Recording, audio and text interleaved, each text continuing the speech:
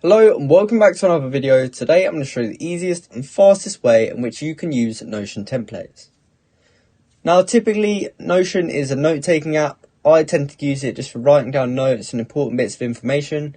However, it's not just notes people use it for. People use it for loads of other stuff such as writing journals, making to-do lists, calendars, stuff like that. So in this video we're going to explore tons of different Notion templates, and I'm going to show you exactly how you can use them and import them into your own Notion account.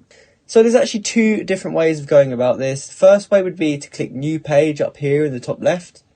And then from here you can just select Templates and choose one. Or we can just go to the very bottom here, and as you can see there is a Templates tab. So I'm going to go ahead and click this. And here's where we can see a whole load of different templates.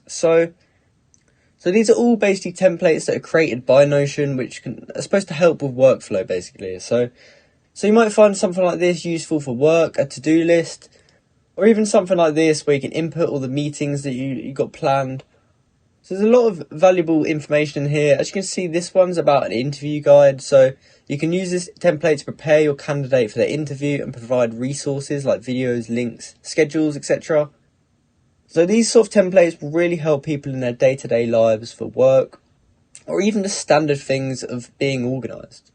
So you can either choose any of these, or you can just search templates and type in what you need. There's also different tags, so as you can see there's school here, so these ones will tend to be more directed towards students. Personal, obviously, would be to help people in their day-to-day life, so as you can see, you've got recipes, movie lists, standard stuff that people use in their day-to-day life. So how do we actually import and use these templates? So to start with, you first want to actually choose which template you want. So I'm going to go back to work here, and I'm just going to choose a simple to-do list. All we have to do to download it is to click this blue button, and then just like that, it gets added into our Notion. So from here, we can actually start customizing it to how we like.